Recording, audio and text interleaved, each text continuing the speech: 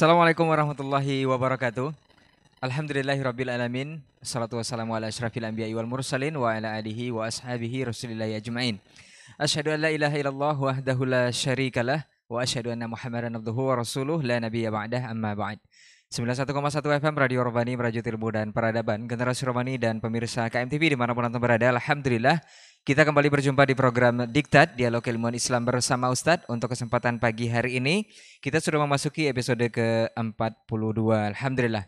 Bersyukur kita kepada Allah Subhanahu wa taala. Salawat dan salam kepada Nabi Muhammad sallallahu alaihi wasallam. Di pagi hari ini kita kembali bersama ketiga guru kita. Alhamdulillah beliau sempatkan hadir di sela-sela kesibukan.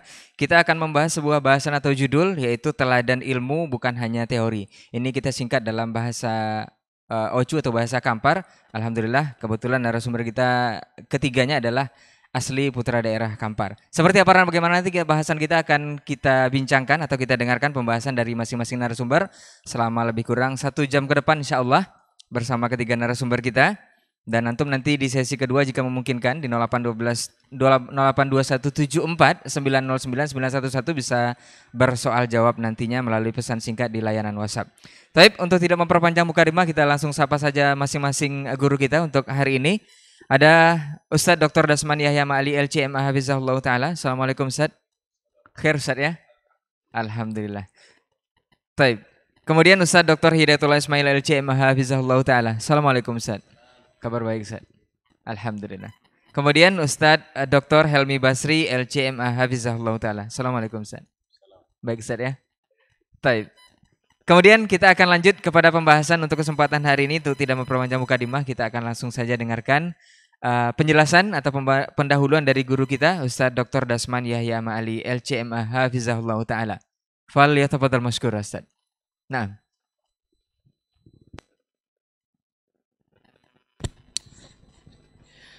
Bismillahirrahmanirrahim. Assalamualaikum warahmatullahi wabarakatuh. Alhamdulillahi rabbil alamin. Wassalatu wassalamu ala ashrafil anbiya'i wal mursalin wa ala alihi wa ashabihi ajma'in wattabi'ina lahum bi ihsanin ila yawmin yamtazu fihi ashabus shimali an ashabil yamin. أما بعد فأوصي نفسي وإياكم أيها المسلمون وأيتها المسلمات بتقوى الله عز وجل رب الأرض والسماوات فإنه قد فاز المتقون يا أيها الذين آمنوا اتقوا الله حق تقاته ولا تموتن إلا وأنتم مسلمون. Para al-masyayikh yang hadir di studio ataupun yang mendengarkan atau menyaksikan. Bersama kita di studio ada Fadilatul Dr. Hidayatullah Ismail LCMA, Fadilatul Syekh Dr. Helmi Basri Ad-Daudi LCMA, dan Syekh kita yang senantiasa setia menemani acara dialog ini, Reynaldi Amran Hafizahul Maula, dan Akhi Adnan dan Imam Syafi'i di studio serta yang merilai di studio 91,1 FM Merajut Ilmu dan Peradaban. Para pendengar, para pemirsa, alim ulama, cerdik pandai, tokoh adat, tokoh masyarakat, tokoh wanita, tokoh pemuda, para kaum muslimin dan muslimat yang dimuliakan Allah Subhanahu wa taala. Bersyukur kita kepadanya pada hari ini, pagi ini kita bisa kembali melanjutkan dialog keagamaan bersama Ustadz yang mengusung tema Tutio, yaitu teladan ilmu bukan hanya sekedar teori. Ma'asyiral yang kiram dirahmati Allah. Merujuk kepada perkataan Imam Ibnul Qayyim rahimahullah dalam kitabnya Miftahu Daris Sa'adah, bahwasanya kekuatan kita umat Islam ini yang harus senantiasa dimiliki oleh setiap pribadi muslim, muslimah, mukmin, mukminah, yaitu al-quwwah al-ilmiyah wal quwwatu al-amaliyah, yaitu kekuatan ilmu dan kekuatan amal. Bila salah satu dari keduanya ini lemah, otomatis akan terlihat lemah pula pada pengamalan Islam itu sendiri, yaitu kekuatan ilmu yang menepis segala syubhat yang membuat umat tersesat. Dan kekuatan al-amal yang menyelamatkan umat daripada gempuran dan gelombang syahwat. Bila salah satunya lemah, ilmu bila lemah, sembarang syubhat akan bisa membuat kita tersesat. Dan bila ada kekuatan ilmu tetapi kurang di sisi amal, maka akan membuat kita terbenam oleh gelombang syahwat. Nah, mungkin fokus kita pada hari ini adalah pada masalah ilmu yang lebih banyak diusung secara teori, ilmu yang lebih menekankan kepada metodologi, ilmu yang lebih mengedepankan titel gelar akademis, sehingga kelihayan kita dalam berlogika dan kepiawaian kita dalam beretorika itu yang lebih menonjol, sehingga ilmu ibaratnya masuk di telinga kanan, keluar di telinga kiri, tidak terlihat dalam ardul waqi', seperti kata orang, tidak membumi, tapi meninggi di atas, tapi tak berpijak ke bumi. Sehingga kita lihat umat Islam yang seharusnya memegang kendali yang tertinggi, yang harus menjadi saksi yang diikuti, menjadi kemudi yang memegang kendali dunia ini, ternyata mereka hanya sekedar menjadi pengekor, karena kekuatan mereka sudah tercabut dan kekuatan mereka sudah tercabai-cabai.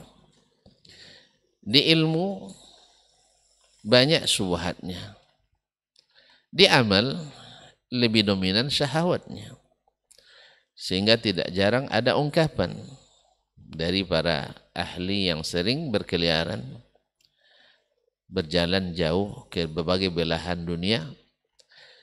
Ada yang mengatakan kita melihat Islam itu di barat dan melihat kaum muslimin di timur.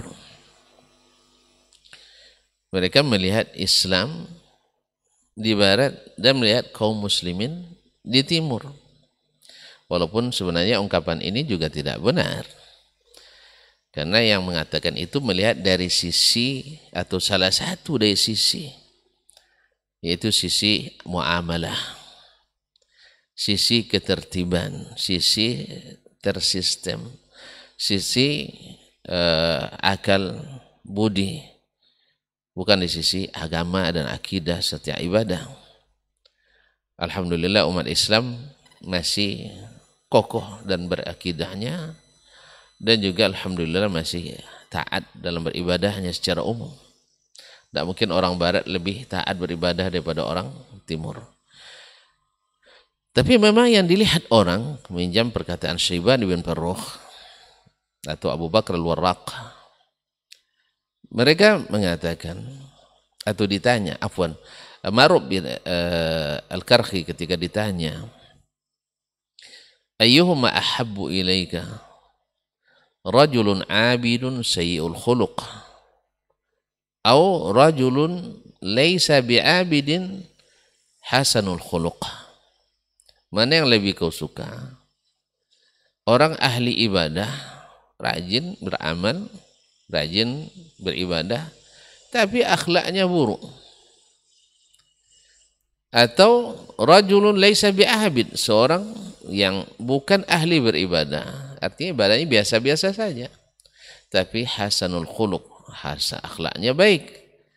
Lalu dia bilang, ar-rajulul adi atau laysa bi'abid hasanul khuluq ahabbu ilayya minal abidi sayyi'ul khuluq lianna hadha khuluquhu li wa ibadatuhu alaihi aw lahu wa amma al-abid fa ibadatuhu lahu wa su'u khuluqihi alayya. Ahli ibadah yang buruk akhlak itu ibadah untuk dia, dan buruk akhlaknya saya yang tanggung. Sedangkan yang baik akhlaknya saya yang menikmati, kurang ibadahnya dia yang tanggung. Oleh sebab itu kita lebih baik menikmati daripada menanggung. Ma'asyiral kiram yang dirahmati Allah, sesungguhnya kalau kita lihat di saat Islam itu datang sesuai konsep ilahi, seperti yang Allah sebutkan dalam Al-Quranul Karim, huwallazi arsala rasulahu bil huda wa dinil haqq liyudhhirahu ala dini kullih. Dia yang telah mengutus rasulnya Sayyiduna Muhammad sallallahu alaihi wasallam bil huda, dengan al-huda, petunjuk, wa dinil haq, dan agama yang hak, liyudhhirahu ala dini kulli, supaya dia menangkan di atas seluruh agama. Salah satu tafsir daripada al-huda wa dinil haq seperti yang diriwayatkan daripada oleh Qatadah dari Ibnu Abbas, demikian juga dari Ad-Dhahhak ibn Muzahim Abul Aliyah, juga diriwayatkan dari Mujahid, bahwasanya al-huda adalah al-ilmun nafi', ilmu yang bermanfaat. Wa dinil haq al-amalus salih, amal yang salih. Dan amal baru dikatakan salih dengan dua syarat: ikhlas karena Allah berdasarkan ilmu yang sahih dari Nabi alaihi salatu wassalam.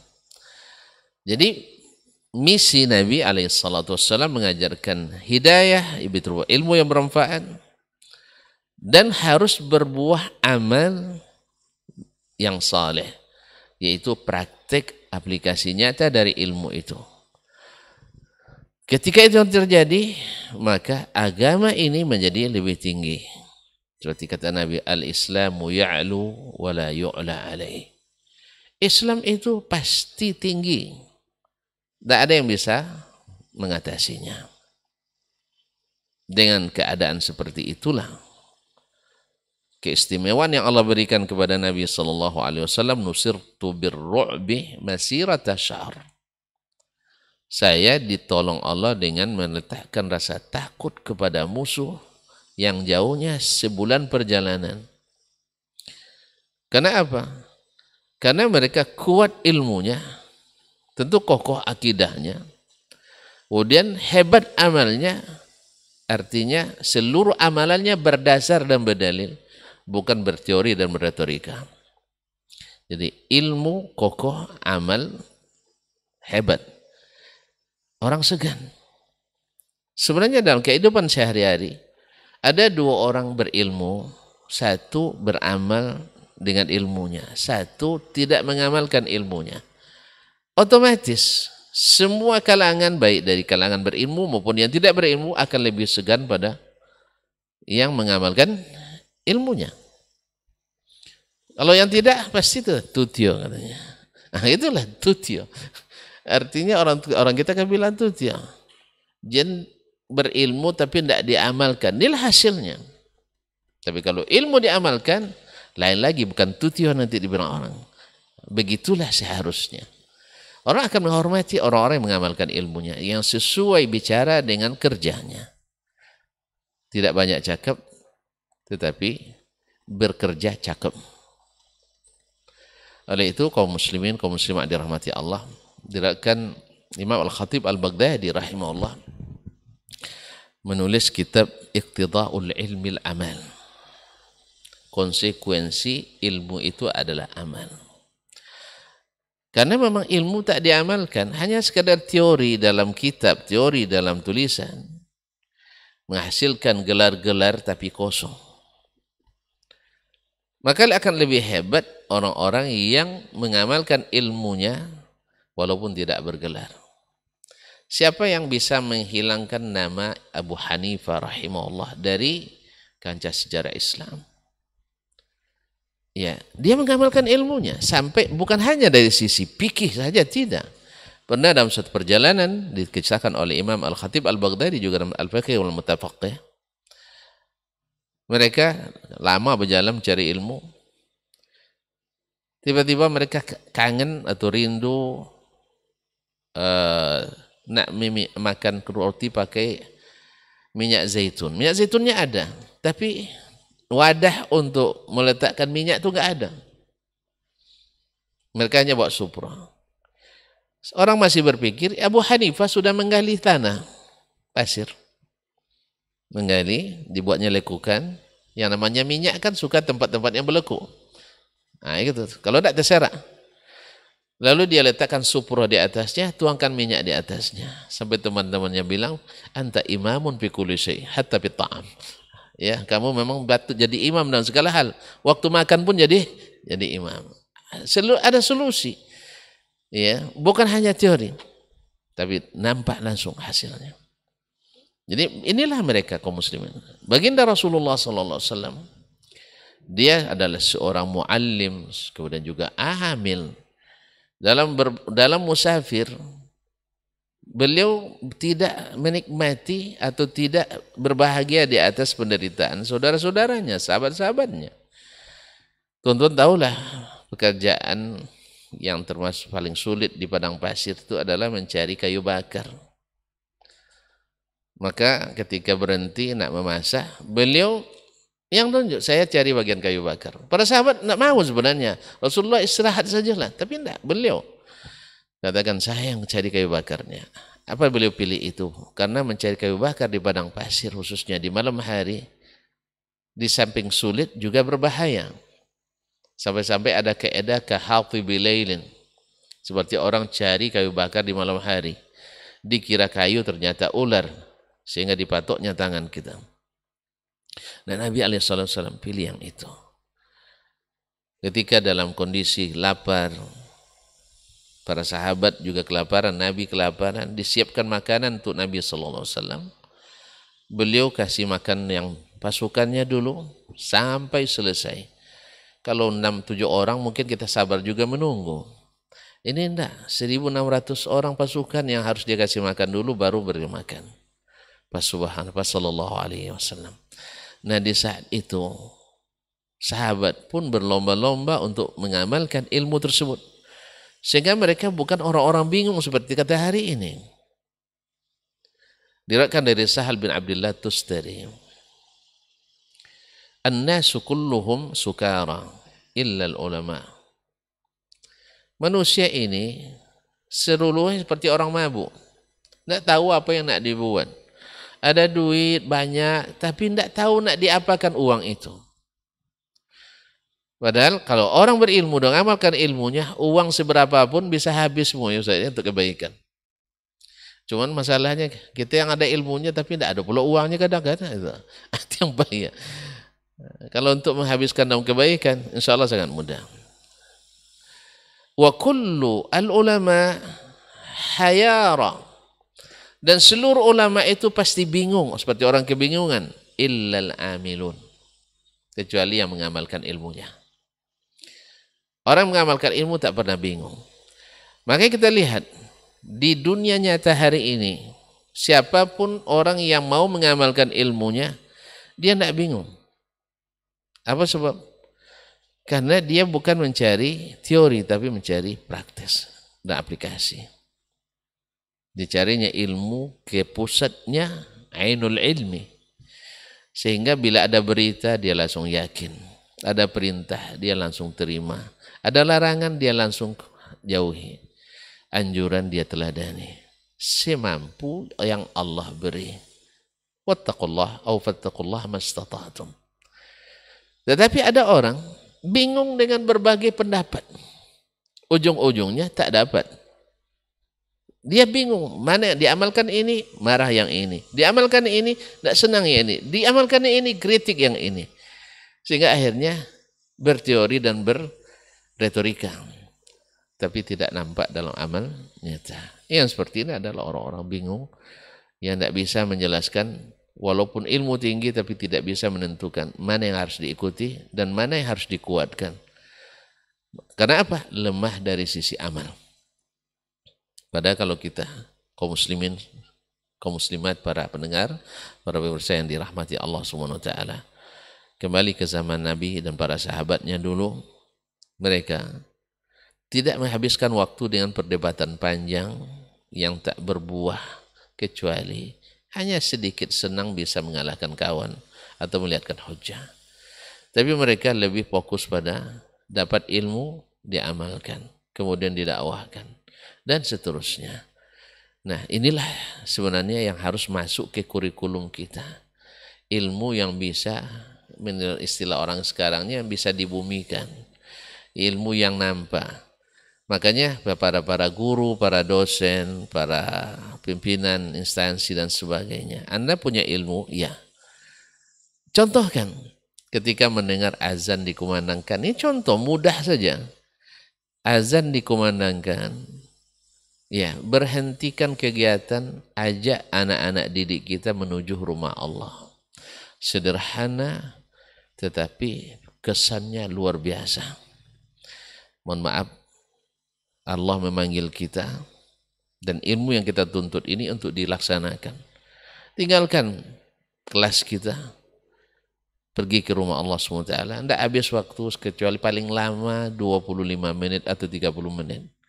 Habis itu diperpanjang, harusnya kuliah habis jam 16.40, selesaikan jam 5. Habis itu langsung pergi kajian Ustaz. Masalah sangat sederhana sebenarnya, tapi sangat berkesan. Tapi kalau tidak, yang akan dicontoh dari kita adalah, ya, ustadz aja yang ustadz besar kondang, dengar azan macam tak dengar. Apalagi kita yang masih anak-anak muda ini. Akhirnya kesan yang terbawa adalah bahwa ternyata ilmu itu kalau sudah tinggi tidak perlu diamalkan. Akhirnya apa? Hanya berputar-putar di retorika, berputar-putar di logika, berputar di teori tanpa ada aplikasi. Apalagi kalau jadi tim, misalnya tim penerimaan pegawai baru misalnya di institusi atau instansi kita. Ya, contohkan pada mereka bahwa lembaga ini sangat menghargai waktu sholat. Ya, pas masuk waktu sholat, stop dulu wawancaranya. Kita pergi ke rumah Allah beramai-ramai. Jangan kita pula menjadi contoh yang terburuk. Sedang jadi abdi negara ini lupa jadi Abdullah. Artinya awak yang tukang tes, awak pula yang tunduk pada yang dites. Maaf Pak, kami nak cepat pulang ini. Tidak. Kita tunjukkan bahwa agama Allah ini harus ditinggikan di seluruh tempat kita berada. Sehingga bukan hanya tutio, tapi begitulah yang seharusnya kita lakukan. Imam Ibn Rajab juga menulis kitab Fadlul Ilmi Salaf ala Ilmil Khalaf. Kenapa as-salaf itu ilmunya barakah? Tadi karena diamalkan. Bukan untuk diperdebatkan. Kenapa ilmu khalaf itu tidak barakah? Tidak nampak hasilnya. Banyak perselisihan yang timbul. Karena apa? Karena lemahnya amal. sehingga mencari hukum-hukum dan celah-celah, sehingga habis berdebat tidak sempat sholat. Mereka lebih mengutamakan sholat daripada lama berdebat. Oleh itu mudah-mudahan kita kembali kepada bagaimana generasi pertama ini dididik oleh Nabi SAW, yaitu ilmu selalu berbuah amal. Karena ilmu tanpa amal kasyajarah bila samar. Pohon, ilmu yang tak diamalkan si pohon yang tidak berbuah. Kita pasti menanam itu tidak menghasilkan. Mudah-mudahan Allah SWT berikan kita para ulama yang mengamalkan ilmunya dan para da'i yang menjadi teladan dalam segala amal perbuatannya, bukan hanya sekedar mengenyangkan retorika dan hanya berteori, tetapi tidak teraplikasi dalam dunia nyata. Ini mukaddimah dari saya. Mudah-mudahan insyaallah Mas Syekhan akan memberikan yang lebih dalam lagi. Biasalah saya mukaddimah terus tidak sedalam yang selanjutnya. Terima kasih dan mohon maaf. Wassalamualaikum warahmatullahi wabarakatuh. Waalaikumsalam warahmatullahi wabarakatuh. Barakallahu. Jazakallah khair Ustaz untuk pendahuluannya mengenai tema kita, tutio atau teladan ilmu bukan hanya sekedar teori. Ini sinkron juga dengan tagline kita, merajut ilmu dan peradaban. Mudah-mudahan ini bisa menjadi ilmu untuk semua. Kita lanjutkan pembahasannya dengan mendengarkan penjelasan dari guru kita Ustaz Dr. Hidayatullah Ismail LCMA Hafizahullah Ta'ala. Falyatafadhal mashkur Ustaz. Nah. Bismillahirrahmanirrahim. Assalamualaikum warahmatullahi wabarakatuh. Alhamdulillahilladzi بنعمته تتم الصالحات أشهد أن لا إله إلا الله وحده لا شريك له وأشهد أن محمدا عبده ورسوله الذي بلغ الرسالة وأدى الأمانة ونصح الأمة وجاهد في الله حق جهاده فصلوات ربه وسلام عليه يا أيها الذين آمنوا اتقوا الله حق تقاته ولا تموتن إلا وأنتم مسلمون. Amma ba'd, para masyayikh, guru-guru kita Ustaz Asman Yahya Ma'ali dan Ustaz Helmi Basri dan seluruh teman-teman yang senantiasa setia di dalam membersamai dakwah dan kebaikan ini, serta seluruh kaum muslimin dan muslimat, mukminin mukminat, al-musyahidin wal musyahidat dimanapun berada. Alhamdulillah, puji dan syukur pada Allah Subhanahu wa ta'ala, kembali kita bisa melaksanakan kajian kita dalam pembahasan yang sangat penting. Pada pagi ini kita mengangkat dengan tema tutio. Ini memang singkatan dengan maksud adalah teladan ilmu, bukan hanya sekedar teori. Yang mudah-mudahan ilmu yang kita pelajari menjadi buah amal dalam kehidupan kita, karena sesungguhnya maksud daripada ilmu itu sendiri adalah amal. Maksud dari ilmu itu sendiri adalah amal. Kemudian kita mengucapkan salat dan salam untuk Nabi Muhammad sallallahu alaihi wasallam, untuk keluarga beliau, keturunan-keturunan beliau, serta para sahabat yang senantiasa setia bersamanya, yang telah mengorbankan harta dan jiwanya demi tegaknya agama yang mulia dan demi kemenangan Islam. Kemudian kepada siapapun dari umat ini yang senantiasa setia mengikuti mereka dengan cara yang baik sampai hari kiamat kelak. Kaum muslimin dan muslimat, Bapak Ibu, saudara-saudari dimanapun berada, kita sadar bahwa ilmu merupakan asas dalam agama kita. Dia adalah pondasi yang mesti ada pada setiap orang beriman, di mana Allah Subhanahu wa ta'ala mengatakan fa'lam, ketahuilah oleh kalian, fa'lam annahu la ilaha illahu, bahwa tiada ilah yang paling berhak disembah, tiada Tuhan, tiada ilah yang berhak disembah kecuali Allah Subhanahu wa ta'ala. Allah memberikan kepada kita penekanan agar kita menjadi orang yang berilmu. Karena dengan ilmulah kita akan mengetahui Rabb kita. Dengan ilmulah kita akan mengetahui siapa Allah Subhanahu wa taala yang Maha Agung, yang Maha Bijaksana, yang Maha Adil dan Maha segala-galanya. Karenanya Islam adalah agama yang dibangun di atas ilmu, bukan dibangun di atas retorika. Islam dibangun di atas amal, bukan hanya sekedar teori.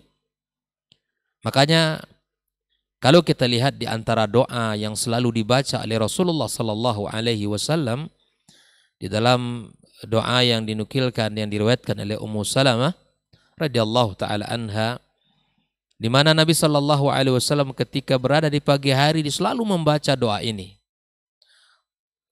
Allahumma inni as'aluka ilman nafi'an wa rizqan tayyiban wa amalan mutaqabbala.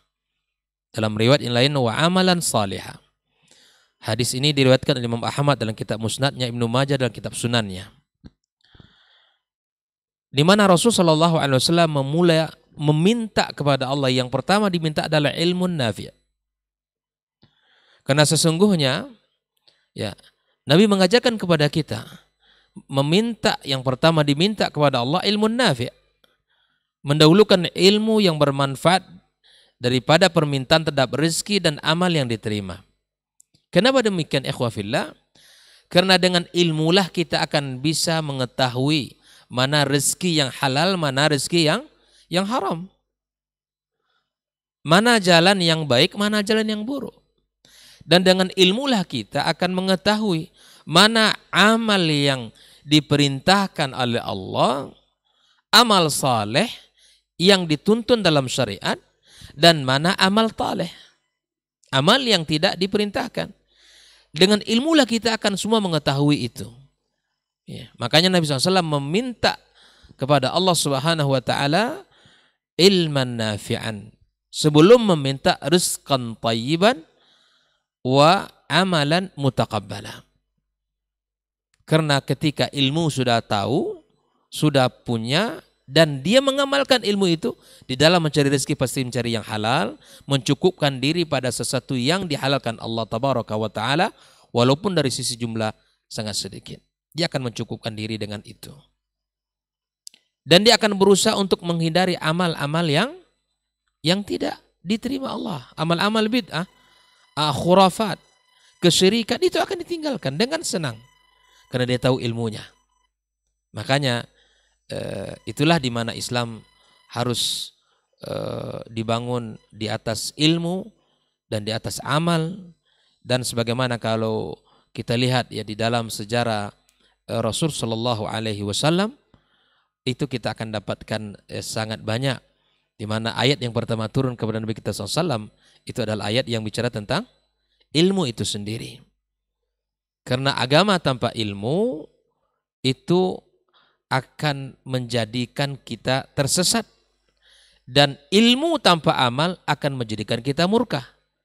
Sebagaimana yang sering kita baca dalam surah Al-Fatihah, kita minta kepada Allah ya, jalan orang-orang yang diberi nikmat, ya, minan nabiyyin, ya, wasyuhada, wassalihin, wasiddiqin. Kita minta kepada Allah SWT seperti itu. Minta jalan mereka yang telah diberi nikmat.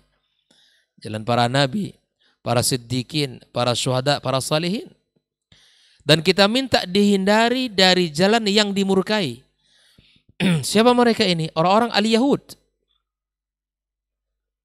Mereka timpang, ilmu punya, tapi tidak mengamalkan. Murka di hadapan Allah Subhanahu wa Ta'ala. Dan juga tidak jalan mereka orang-orang yang semangat beramal, tapi kemudian tidak dilandasi dengan ilmu, tersesat. Itulah orang-orang Nasrani. Umat Islam dibangun di atas ilmu yang sahih dan mengamalkan ilmunya. Sehingga di dalam perkataan para ulama, ya, seperti yang dikatakan tadi dalam sebuah kitab yang ditulis oleh Khatib Al-Baghdadi, Iqtida'ul ilmi al-amal. Ya. Bahwa konsekuensi daripada ilmu itu adalah amal itu sendiri. Dan maksud daripada ilmu ada al-amal. Tidak ada dari itu. Kita berilmu, kita beramal. Sehingga itulah yang kita inginkan dalam kehidupan kita. Ikhwatal iman, hafizakumullah wa ra'akum. Di dalam Al-Quranul Karim, sangat banyak ayat-ayat yang bicara tentang keutamaan ilmu itu sendiri. Di antaranya ayat yang pertama, ya, yang kita dapatkan perintah Allah kepada Nabi kita sallallahu alaihi wasallam agar menuntut ilmu dan belajar, ya. Agar membaca. Iqra. Bismi rabbikal ladzi khalaq. Ya. Perintah membaca. Umat Islam harus membaca. Umat Islam harus melihat, harus mengetahui. Tidak umat yang selalu mengikut kepada kebiasaan. Makanya nanti kalau mengikut kebiasaan yang salah, tutyo, salah nanti jadinya. Ya kan? Terjebak kita dalam kekeliruan. Oleh karenanya agar kita tidak terjebak, berilmulah kita. Ikhwatal iman, hafizakumullah. Allah Subhanahu wa taala mengatakan yarfa'illahu alladhina amanu minkum walladzina utul ilma darajat. Dengan beriman tidak cukup, tapi harus berilmu agar diangkat derajat kita di sisi Allah Subhanahu wa taala. Makanya syarat diangkat derajat kita, umat ini tidak akan pernah diangkat, tidak akan diangkat kemuliaan kita oleh Allah tabaraka wa taala kalau hanya sekedar mengandalkan iman yang ada di dada kita. Tapi kita harus berilmu, karena itu janji Allah Subhanahu wa taala. Para ulama menafsirkan ayat ini di mana Allah Subhanahu wa taala mengangkat seorang mukmin al-alim. Mengangkat seorang mukmin yang al-alim di atas mukmin ghairul alim. Beberapa derajat. Ini harus kita senantiasa hidupkan bi'ah kita, lingkungan kita, keluarga kita, suasana dalam kehidupan kita. Sebagai seorang suami, ingatkan istri agar selalu belajar. Dengan kemajuan teknologi hari ini, dengarkan ceramah. Kalau tidak bisa hadir ke majelis ilmu, ya kan? Dengarkan kajian-kajian yang bisa menguatkan semangat dalam menjalankan kehidupan. Sungguh kehidupan kita selalu aja ada ya, ujian. Besar kecil tergantung daripada takdir masing-masing. Tapi kemudian itu akan bisa terasa ringan kalau itu dibarengi dengan ilmu. Mendidik anak bukan perkara yang ringan. Ya, bukan perkara yang sepele. Bukan seperti hitam di ujung kuku, bukan dipandang sebelah mata. Tapi perkara yang sangat penting dalam urusan mendidik anak ini. Banyak hal-hal yang tidak kita ketahui. Belum utuh pengetahuan kita di dalam mendidik itu. Makanya Islam mengajak kita untuk belajar, selalu belajar. Apalagi dalam urusan kita kepada Allah Tabaraka wa Ta'ala. Perlu ilmu yang cukup. Di dalam ibadah kepada Allah, sebagaimana yang kita ketahui, al-aslu fil ibadati haram. Hukum asal ibadah itu dilarang dalam Islam. Karenanya kita harus tahu dalil. Kalau itu diperintahkan, dan kita amalkan. Kalau tidak, kita akan terjebak kepada kesalahan. Dan kita akan terjebak pada kekhilafan. Ini tidak kita inginkan. Ikhwatal iman, hafizakumullah. Allah juga mengatakan, innama yakhshallaha min ibadihil ulama. Hanya para ulama yang akan takut kepada Allah Subhanahu wa taala. Al-ulama bukan sekedar yang dikatakan mereka yang disampaikan tadi. Ya, bukan level tingkat titelnya, bukan. Manhum al-ulama. Seperti yang dikatakan oleh Ibnu Qayyim rahimahullah ta'ala, al-ilmu al-mustazim al-amal. Itulah. Yang ilmu melahirkan amal. Mengamalkan ilmunya, itulah dia orang yang alim. Orang yang alim itu orang yang mengamalkan ilmunya. Orang yang jahil yang tidak mengamalkan ilmu. Meski dia punya ilmu. Di mata Allah itu orang jahil. Kalau kita ingin dianggap orang berilmu, maka kita harus berusaha mengamalkan ilmu kita dalam kehidupan ini. Sehingga saya teringat dalam kisah para as-salaf, semangat mereka dalam mengamalkan ilmu, seperti yang dikatakan oleh Asy-Sya'bi rahimahullah ta'ala, nasta'inu ala hifdzil hadisi bil amal bihi. Kalau tidak salah begitu. Kami ini gitu dalam menghafal hadis ini ya dengan cara mengamalkannya. Mengamalkan ilmu itu. Begitu semangatnya para as-salaf, generasi awal di dalam mengamalkan ilmu mereka. Seperti ungkapan Sufyan ats-Tsauri, ma balaghani hadisun an Rasulillah sallallahu alaihi wasallam illa amiltu bi. Tidak sampai satu hadis kepadaku kecuali aku mengamalkan ilmu itu. Ini semangat mereka dalam mengamalkan ilmu tersebut. Disebutkan juga oleh para ulama yang lain bahwa Amr ibn Qais al-Mulai, dia mengatakan bahwa tidaklah sampai satu hadis kepadamu, amalkanlah walau sekali, takun min ahli, maka engkau akan termasuk dari golongan yang mengamalkannya. Maksud sekali ini paling tidak dilakukan sekali. Jangan dari sekian banyak ilmu yang sudah kita ketahui, ini belum nih kayaknya nih, nah, itu kan. Maka lakukan walau hanya sekali, kata beliau. Takun min ahli, kamu akan termasuk kepada golongannya. Ini semangat mereka dalam mengamalkan ilmu. Ikhwafillah rahimakumullah. Dalam skala yang banyak ya, di seluruh sisi kehidupan kita, terhadap diri kita, muamalah bersama keluarga kita dan anak-anak kita, pasangan kita, ada hak yang mesti kita tunaikan, banyak hal kepada istri kita. Sekadar terkadang untuk memujinya kita tidak sanggup. Lupa mengucapkan jazakallah khairan kepada yang berbuat baik kepada kita, kepada pasangan kita. Nabi menyuruh kita untuk membalas kebaikan orang yang telah berbuat baik kepada kita.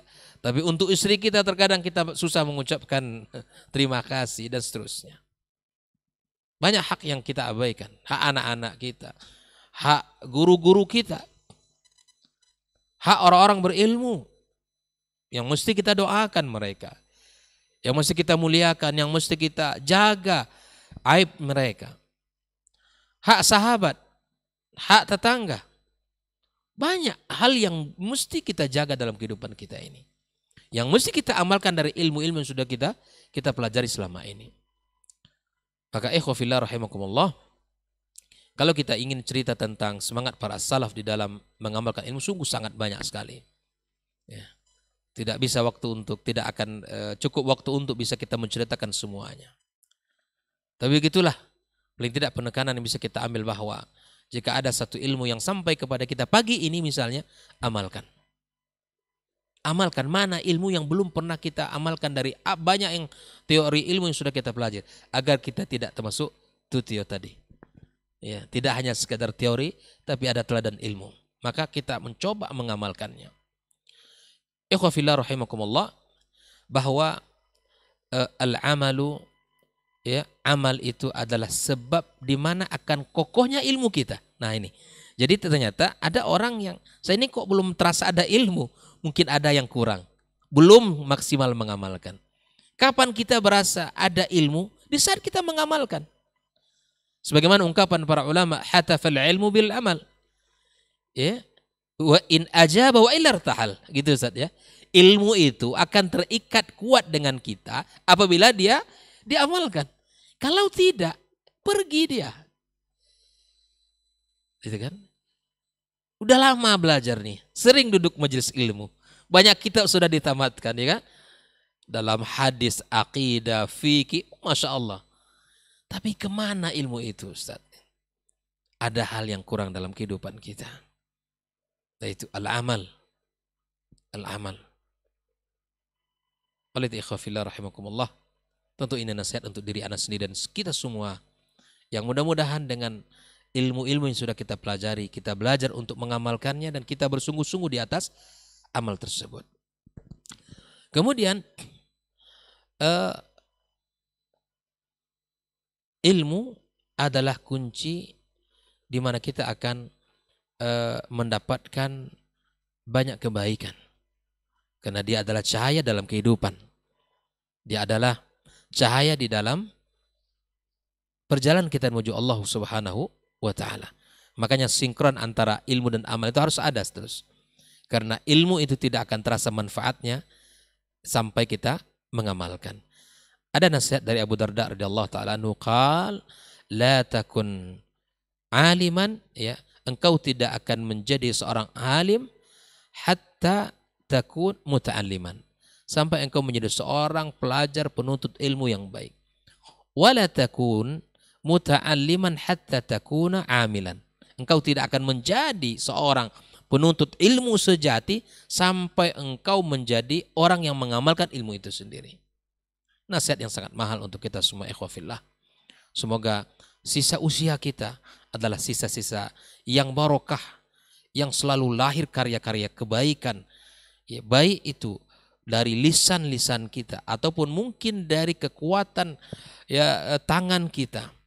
Ya, ataupun kekuatan yang lain dari harta kita, pikiran kita, ide kita. Kuatkan, lahirkan karya-karya besar dalam hidup kita. Makanya orang yang selalu memikirkan diri sendiri tidak akan bisa lahir besar, tidak akan bisa melahirkan karya besar. Ya, kalau kita lihat dalam pembagian kehidupan kita bahwa ada orang yang hidup nafsi-nafsi, atau yang sering disebut rajul nafsi, yang hanya mikir diri sendiri. Makan untuk dirinya, bekerja untuk dirinya, sudah, untuk hidup keluarganya sudah. Gak memikirkan banyak hal. Maka orang yang tidak memikirkan kebaikan, tidak memikirkan dakwah, yang tidak memikirkan agama, yang tidak memikirkan kemuliaan, maka dia akan kecil dengan kesendiriannya. Ya. Maka selalulah berkarya ikhwafillah dengan berbagai profesi yang kita punya, berbagai kekuatan yang kita miliki. Saya mau punya kekuatan di sisi harta, mari kita mulai dakwah dengan harta kita. Ya, harus bergandeng tangan dengan para ahli ilmu. Ya, dalam melakukan kebaikan yang banyak, sangat banyak ini. Ya, dalam melakukan kebaikan yang sangat banyak ini, bergandengan tangan. Ya, para ulama menghabiskan waktu mereka untuk belajar, membeli buku, tidak membeli tanah dan sawah, tidak membeli kebun. Uang yang mereka punya beli buku, menghabiskan biaya untuk safar menuntut ilmu. Maka antum para ikhwah fillah yang punya harta, yang punya kelebihan rezeki, maka bergandengan tangan dengan para ahli ilmu untuk mewujudkan dakwah ini sehingga menjadi sebuah kekuatan ya yang terus melahirkan banyak kebaikan dan manfaat di tengah-tengah masyarakat, gitu kan? Ya, dulu Ustaz Helmi kalau kuliah ya beli buku dia, gitu kan? Tak terpikir dia beli tanah dulu Ustaz ya, nggak terpikir sama kita beli tanah. Ya, kalau dulu terpikir di Madinah beli tanah, masya Allah, tahun-tahun itu masih murah Ustaz ya. Ada itu pulang-pulang masya Allah, gitu kan? Karena kawannya Ustaz Dasman yang rajin membeli buku, gitu kan? Nggak terpikir mah dia beli kebun, beli ini, dia nggak berpikir. Karena masirah yang dipikirkan adalah dakwah. Nah, oleh karena itu ikhwafillah, gandenglah siapapun di antara kaum muslimin atau para ustadz atau para ahli ilmu yang mengamalkan ilmunya untuk kebaikan, yang selalu berusaha untuk menegakkan agama yang mulia ini. Kemudian ikhwafillah rahimakumullah, di mana dalam kehidupan kita ya, bahwa ilmu itu adalah salah satu yang kita pertanggungjawabkan di hadapan Allah Subhanahu wa taala nantinya. Sebagaimana hadis yang sudah kita ketahui itu bahwa tidak akan bergeser kaki seorang hamba di hari kiamat kelak sampai ditanya tentang salah satunya adalah tentang ilmu, sampai ilmu itu sejauh mana ilmu diamalkan. Ini adalah pertanyaan yang akan ditanyakan kepada kita masing-masing. Maka setiap hamba harus bertanggung jawab di hadapan Allah Subhanahu wa ta'ala. Makanya di antara perkataan Abu Darda radhiyallahu taala anhu, ya yang paling aku takutkan nanti di hari kiamat kelak, di saat aku berada di hadapan orang-orang di hari kiamat itu dan aku dipanggil oleh Allah Subhanahu wa taala, ya Uwaimir, maza amilta fima alimt. Apa yang sudah kau amalkan dari ilmu yang sudah engkau tahu? Bentuk daripada rasa takut Abu Darda radhiyallahu taala di hadapan Allah, dia merasakan itu. Ya, dia merasakan apa yang akan aku jawab nanti di hadapan Allah Subhanahu wa taala ketika aku ditanya di hadapan para makhluknya. Maka ikhwafillah rahimakumullah, mari kita ya selalu meminta kepada Allah Subhanahu wa taala, dan apa yang sudah kita lakukan dari amal saleh, jangan kita termasuk orang-orang yang tertipu dengan amal kita. Bagi kita yang sudah mengamalkan, fahmadillah, puji Allah Subhanahu wa taala. Tapi bagi kita yang belum berusahalah selalu. Bagi yang sudah istiqamah, puji Allah tabaraka wa taala agar Allah terima amal kebaikannya. Mari kita lihat kekhawatiran Ibrahim alaihissalam di saat ya beliau diceritakan oleh Allah Subhanahu wa taala membangun Ka'bah, wa idz yarfa'u Ibrahimul qawa'ida minal baiti wa Ismailu rabbana taqabbal minna. Ya, Wahib Ibn Ward mengatakan menangis ketika membaca ayat ini. Ya Khalilur Rahman, Ibrahim alaihissalam di saat membaca, melakukan yang ditinggikan adalah rumah Allah Subhanahu wa taala, yang itu diikut sertakan anaknya, tapi dia tetap mengatakan Rabbana taqabbal minna. Rabbana taqabbal minna. Ya Rabb, terimalah dari kami. Maka ikhwafillah, siapapun di antara kita semua yang sudah mengamalkan, baik itu dari harta yang dia keluarkan, dari kewajiban-kewajiban seorang hamba telah ditunaikan, dari amal-amal yang telah ditetapkan, atau amal-amal sunnah yang telah dikerjakan, maka selalulah minta Rabbana taqabbal minna, ya Allah terimalah. Karena apalah gunanya amal yang dikerjakan tapi tidak diterima Allah Subhanahu wa taala. Kekhawatiran ini mesti ada pada setiap kita. Raja kita kepada Allah mesti ada, dan rasa takut pun mesti ada. Dua pondasi mukmin yang harus selalu seimbang. Karena ketika kita hanya berharap kepada Allah Subhanahu wa taala, kita tidak takut kepadanya, maka kita akan hanya selalu berharap kepada ampunan Allah Subhanahu wa taala dan kepada kebaikan yang tanpa kita ya melihat sisi yang lainnya. Maka ikhwafillah rahimakumullah, munculkan dalam kehidupan kita bahwa kita adalah orang-orang yang selalu berharap amal kita diterima oleh Allah Subhanahu wa taala. Dan terakhir di dalam Al-Qur'anul Karim juga telah disebut Allah Subhanahu wa taala tentang ancaman yang sangat berat bagi kita, bagi siapapun yang tidak mengamalkan ilmunya. Ikabura maqtan indallahi an taqulu ma la taf'alun. Kita minta ampun kepada Allah Subhanahu wa taala dan kita mohon kepadanya agar apa yang kita lakukan diterimanya, dan apa yang menjadi kesalahan kita diampunkannya, atau kelalaian kita menjadi sesuatu yang dimaafkan Allah Subhanahu wa taala. Tapi yakinlah bahwa ketika kita bersungguh-sungguh dalam menjemput kebaikan dan hidayah Allah, maka akan Allah berikan kepada kita. Akan Allah berikan kemudahan kepada kita insyaallah. Wallahu taala alam bissawab. Semoga Allah berikan keberkahan hidup dengan mengamalkan ilmu kita, dengan senantiasa berusaha ya menghidupkan syiar Islam di dalam keseharian kita, menghidupkan sunnah-sunnah Rasulullah sallallahu alaihi wasallam dalam tatanan kehidupan kita. Semoga sisa usia kita barokah dan semakin hari semakin baik, semakin semangat beramal. Wallahu taala alam wa sallallahu ala nabiyyina Muhammad wasallam. Assalamualaikum warahmatullahi wabarakatuh. Waalaikumsalam warahmatullahi wabarakatuh. Jazakallah khair Ustaz untuk lanjutan materi kita di kesempatan pagi hari ini mengenai teladan ilmu, bukan hanya sekedar teori. Kita akan lanjutkan pembahasan dengan mendengarkan juga penjelasan dari guru kita Ustaz Dr. Helmi Basri LCMA Hafizahullah Ta'ala. Falyatafadhal mashkur Ustaz. Nah.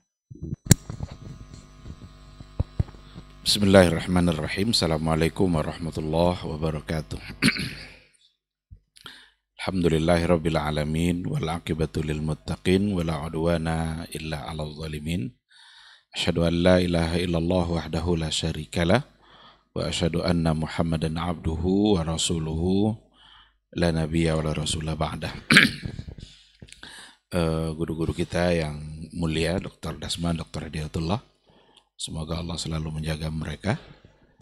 Saudara Ray yang setia bersama kita dan ikhwah yang hadir di studio, serta para pendengar dan para pemirsa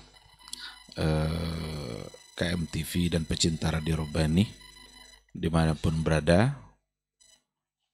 Semoga kita semua selalu taat dan istiqamah berada di atas jalan sunnah Rasulullah Sallallahu Alaihi Wasallam. Mari kita awali tausiah ini dengan mengucapkan puji dan syukur kepada Allah Subhanahu wa taala. Alhamdulillah, pada pagi yang berkah ini kita kembali dimudahkan Allah untuk mengisi waktu kita dengan sesuatu yang insya Allah bisa mendatangkan pahala. Salah satu dari amal yang sangat dicintai oleh Rasulullah Sallallahu Alaihi Wasallam adalah bermajelis ilmu, bermajelis yang di dalamnya dibicarakan Islam, di dalamnya dibicarakan ayat-ayat Allah, dan dibicarakan sunnah-sunnah Rasulullah Sallallahu Alaihi Wasallam. Mudah-mudahan apa yang kita lakukan pada pagi hari ini bisa menambah panjangnya catatan amalan kebaikan kita dan menambah berat timbangannya di akhirat kelak. Kita juga harus bersalawat dan salam untuk Rasulullah Sallallahu Alaihi Wasallam.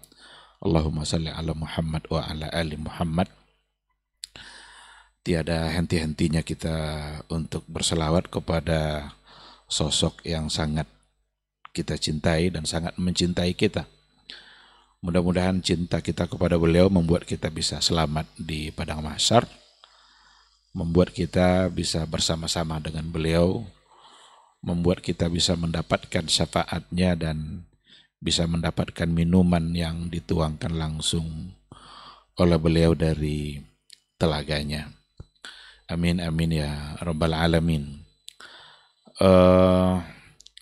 Tema kita pada pagi hari ini adalah sebuah tema yang sejatinya ini adalah sebagai tazkir atau pengingat bagi diri sendiri sebelum mengingatkan orang lain, yaitu bagaimana kita tidak hanya sekedar berilmu tetapi harus diikutkan dengan amal.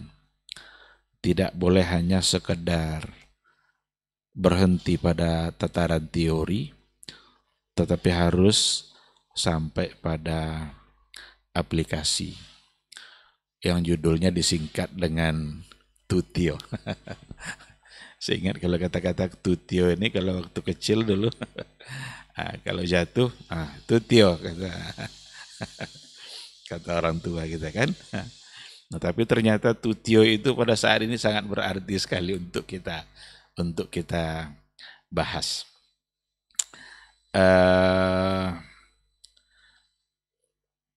Kalau seandainya kita bicara tentang ilmu dan amal, saya kira semua kita sudah sangat paham dengan fadilah atau keutamaan ilmu dan juga keutamaan ahlul ilmi. Dari mana kita paham itu? Ya tentu saja dari landasan-landasan yang pasti dalam beragama, yaitu Al-Quran dan Sunnah Rasulullah Sallallahu Alaihi Wasallam. Dalam Al-Quran umpamanya, di mana Allah Subhanahu Wa Taala mengatakan, hal yastawil ladzina ya'lamuna walladzina la ya'lamun, apakah sama orang-orang yang mengetahui, orang-orang yang berilmu dan orang-orang yang tidak berilmu? Ini pertanyaan yang retoris, pertanyaan yang bukan untuk dijawab tapi untuk direnungkan, karena jawabannya sudah pasti. Enggak perlu lagi kita jauh iya, enggak sama, itu bukan jawaban itu yang diinginkan. Tetapi yang diinginkan oleh Allah justru adalah bagaimana kita harus selalu menjadi orang yang ya'lamun, orang-orang yang berilmu, orang-orang yang tahu, supaya kita tidak rendah seperti orang-orang yang tidak mengetahui. Itu dalam salah satu dari ayat yang ada dalam Al-Quranul Karim. Ayat yang tadi juga sudah dikatakan oleh guru kita, yarfa'illahu alladzina amanu minkum walladzina utul ilma darajat. Allah mengangkat derajat orang-orang yang beriman dan mereka-mereka yang diberikan ilmu. Diberikan ilmu berarti ada yang memberi. Ilmu itu tidak datang begitu aja. Tidak bisa datang bersemedi sebulan tiba-tiba jadi ahli ilmu, atau makan lontong seember dapat ilmu, atau makan buah tertentu nanti jadi orang alim. Nah, itu Enggak, karena utul ilma, mereka yang diberikan ilmu. Berarti yang memberinya adalah Allah. Oleh karena itu perlu kita untuk selalu berdoa agar Allah memberikan kita ilmu. Karena ilmu itu datang dari Allah Subhanahu wa taala. Maka orang-orang yang diberikan ilmu adalah orang-orang yang di satu sisi sudah mendapatkan sesuatu yang membuat dia menjadi mulia, karena yang memberinya adalah Allah Subhanahu wa taala. Dalam hadis juga seperti itu, ilmu sebagai sumber kebaikan. Dikatakan oleh Rasulullah sallallahu alaihi wasallam, "May yuridillahu bihi khairan yufaqihu fid din." May yuridillahu bihi khairan, barang siapa yang Allah ingin seseorang itu menjadi baik, maka ia jadikan orang itu faqih dalam agama, berilmu dalam agama. Ini lagi-lagi kata kuncinya adalah ilmu.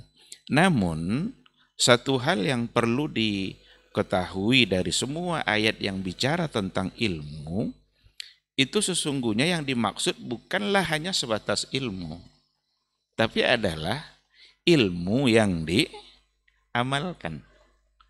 Maka ketika tadi Allah katakan hal yastawil ladzina ya'lamuna wal ladzina la ya'lamun, apakah sama orang yang tahu dengan yang tidak tahu? Tidak hanya sekedar tahu, membuat dia menjadi tidak sama tadi itu bukan sekedar pada level ilmu sekedar tahu, tetapi adalah ilmu yang diamalkan. Yang mengangkat kemuliaan di sisi Allah itu iman dan ilmu.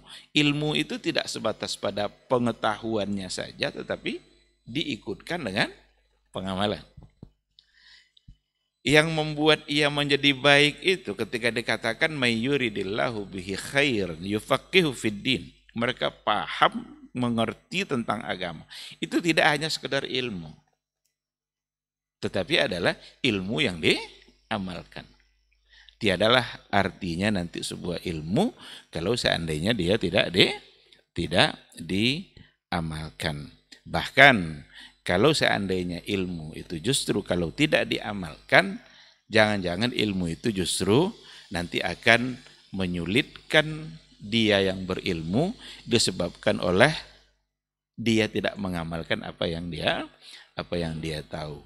Maka di akhirat kelak seharusnya ilmu itu menjadi penolong dia, hujjah lahu, kalau dia amalkan. Tapi kalau ternyata ilmu yang dia miliki itu tidak dia amalkan, ternyata itu menjadi hujjah alaih. Itu justru yang akan membebani dia, yang akan menuntut dia, karena dia sudah tahu tapi dia tidak mengamalkannya. Nah, maka datanglah ayat-ayat Al-Quran dan juga hadis-hadis Rasulullah Sallallahu Alaihi Wasallam yang memberikan ancaman untuk mereka-mereka yang diberikan pengetahuan tetapi tidak diamalkan, atau hanya bisa menyebut saja tetapi tidak berbuah kepada amal. Atamuruna an-nasa bil birri wa tansawna anfusakum wa antum tatlunal kitab. Wa antum tatlunal kitab. Apakah kalian menyuruh orang-orang untuk berbuat baik? Wa tansawna anfusakum, sementara kalian melupakan diri kalian sendiri. Kalian membaca Alkitab, membaca Al-Quran. Kalian mengetahui. Berarti ketika dia tahu, dia bisa mengajak, dia bisa menyampaikan, tetapi justru dialah yang seharusnya orang yang pertama untuk mengamalkan. Oleh karena itu juga kalau kita baca dalam catatan sejarah Rasulullah Sallallahu Alaihi Wasallam, ketika ada ayat-ayat yang memang atau sesuatu yang ketentuan yang datang dari Allah Subhanahu Wa Taala, maka Rasulullah Sallallahu Alaihi Wasallam adalah orang yang pertama untuk mengamalkannya dan mengajak keluarga-keluarganya untuk mengamalkan hal yang sama. Begitu juga semangat itu diwariskan kepada para sahabat, kepada para tabi'in.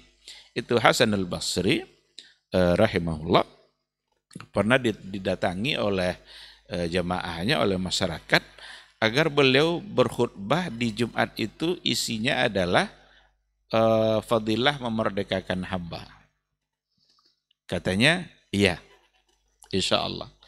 Tapi ketika dia naik untuk khatib, menjadi khatib, berkhutbah, dia tidak bahas masalah fadilah memerdekakan hamba. Jumat berikutnya sebelum dia naik ke atas mimbar, ada lagi yang berpesan orang yang sama, ya Imam, tolong nanti bahas fadilah memerdekakan hamba. Iya katanya. Ternyata yang dia bahas juga bukan itu. Jumat ketiga berpesan lagi, tolong sampaikan fadilah memerdekakan hamba. Barulah pada yang ketiga dia menyampaikan fadilah itu. Setelah itu didatangi lagi oleh yang bertanya tadi, kenapa sudah 3 kali saya menyampaikan, minta tolong agar disampaikan ilmu tentang fadilah memerdekakan hamba, tapi baru sekarang kamu menyampaikannya. Apa jawaban Al-Hasanul Basri? Pada Jumat pertama, Jumat kedua, saya belum punya hamba untuk dimerdekakan dan belum mampu untuk membeli hamba agar bisa saya merdekakan. Tapi pada Jumat ketiga katanya, saya sudah dimudahkan oleh Allah untuk membeli seorang hamba lalu merdekakan, saya merdekakan. Ketika saya sudah memerdekakannya, barulah saya berani bicara tentang fadilah memerdekakan hamba. Kenapa di sini kan? Bagaimana ilmu yang disampaikan yang memang harus diamalkan. Padahal dia tidak dituntut juga sebenarnya, kalau tidak punya hamba ya udah tinggal sampaikan saja ilmu itu kan. Tetapi itulah iman yang ada di hati dia. Itulah ciri-ciri orang yang benar-benar ilmunya berdasarkan kepada iman. Pasti dia akan bersemangat untuk mengamalkan apa yang dia sampaikan dan apa yang dia ketahui. Nah, ketika dia dimudahkan oleh Allah untuk memberi seorang budak, dia merdekakan, barulah dia berani menyampaikan di atas mimbar tentang fadilah memerdekakan hamba karena dia sendiri sudah melakukannya. Semangat seperti inilah yang seharusnya ada pada masing-masing kita semuanya. Tentu saja pertama saya mengingatkan diri saya sendiri, kemudian orang-orang lain secara keseluruhan. Kita berharap semoga Allah memang memudahkan kita untuk mengamalkan apa yang kita tahu. Karena pengamalan dari sebuah ilmu itu sesungguhnya bagian dari kita berdakwah. Bagian dari kita menyampaikan tanpa lisan. Kalau seandainya yang hanya ada satu ketentuan tetapi tidak diamalkan, itu pasti akan merusak ilmu itu sendiri. Ada satu contoh di sebuah sekolah, ditulislah di dinding sekolah itu dilarang merokok. Lalu ada seorang tamu masuk ke dalam, bertamu dia ke kantor itu. Dia tengok ternyata guru-gurunya merokok. Dia tengok di luar tadi, dilarang, kawasan dilarang merokok. Lalu tamu tadi dengan bijak bilang begini, Pak, saya ingin iklan di luar ini ditambah katanya.